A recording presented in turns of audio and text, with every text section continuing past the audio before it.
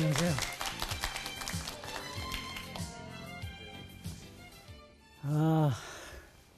지난 시간에는 동양미술과 서양미술의 차이가 뭐냐, 또 왜 그런 차이가 났느냐 하는 얘기를 했는데, 이 시간에는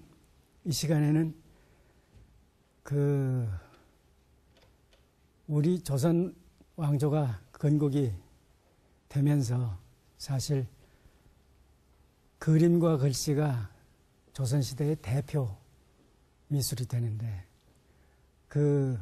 왜 그럴 수밖에 없었느냐 하는 얘기로 시작을 하도록 하겠습니다. 그런데 이 시간에는 할 얘기가 많아요.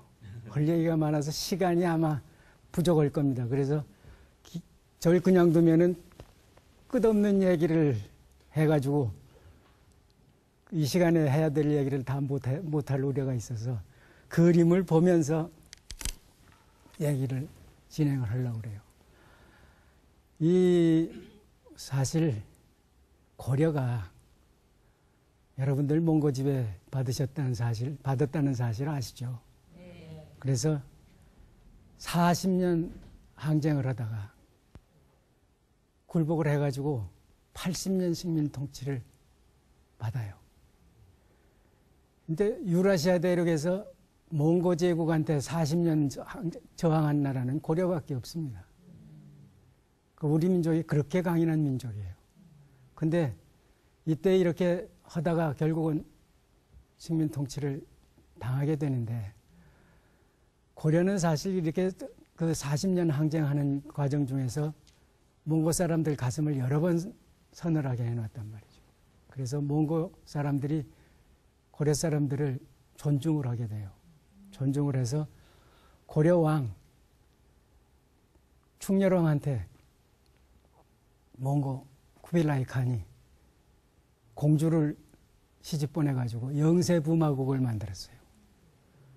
그래서 당시로 봐서는 고려가 정복당한 여러 나라 중에서 가장 행복한 나라인 것처럼 보였는데, 이게 화근이에요.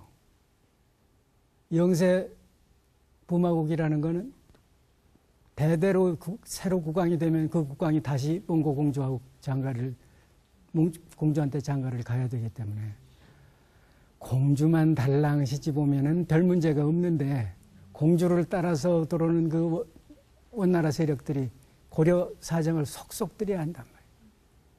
또 공주 자체도 고려에 살면서 고려 사정을 정확하게 파악을 하고, 이게 고려로 하여금 80년 식민 통치를 당하게 한 겁니다.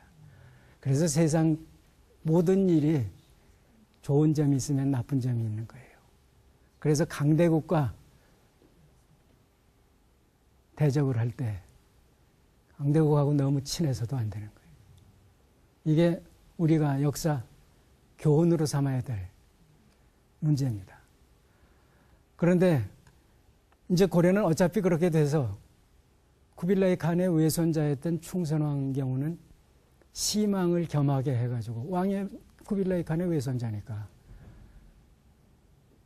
만주 통치권을 고려왕에게 이속을 시켰어요. 그래서 이 충선왕 이후 이 만주 통치권은 거의 공민왕 때까지 이어집니다. 지속이 돼요. 근데 그 충선왕이 자신의 조카한테 시망직을 넘겨줬기 때문에 고려 사람이 다스리긴 다스리는데 이제 통합은 이루어지지 않았던 거죠. 몽고 조정으로서도 한반도와 만주가 한 사람의 통치 아래에 들어가는 거 별로 달가워하지 않았으니까.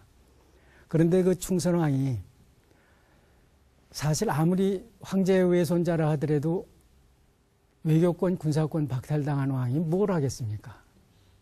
그래서 몽고 조정으로 봐서는 가장 가까운 종실인데,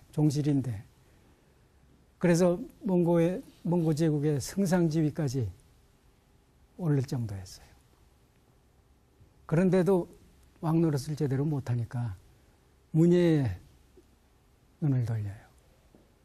그래서 충선왕이 반은 몽고피라도 역시 고려 왕통을 이은 왕이라 그 문화정책, 문예정책에 시선을 돌려가지고 만권당이라는 그 요새 얘기로 하면 인문과학연구소를 북경에 설치를 해서 만권당의 그 당시 중국의 인류 문사 예술가 당대 1급의 문예 대표자를 초빙을 해서 우리 자제들을 직접 가르치게 해요. 만권당이라 하는 거는 만권의 책이 있고 만권의 서화가 있다는 그 무진 서화가 많이 쌓여 있다는 그런 의미죠.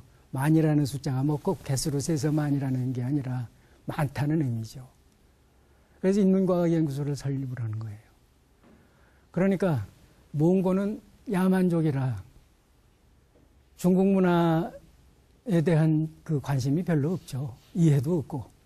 그러니까 몽고 황실 중에서는 충선왕이 가장 문화 수준이 높은 거예요. 고려는 당시 문화 수준이 중국의 송나라와 대등한 관계에 있었을 정도니까. 그래서 몽고 제국 군대가 그 멸망시킨 금나라라든지 남송이라든지 하는 그 문화유산들을 몽고한테는 별 필요가 없을 거 아닙니까?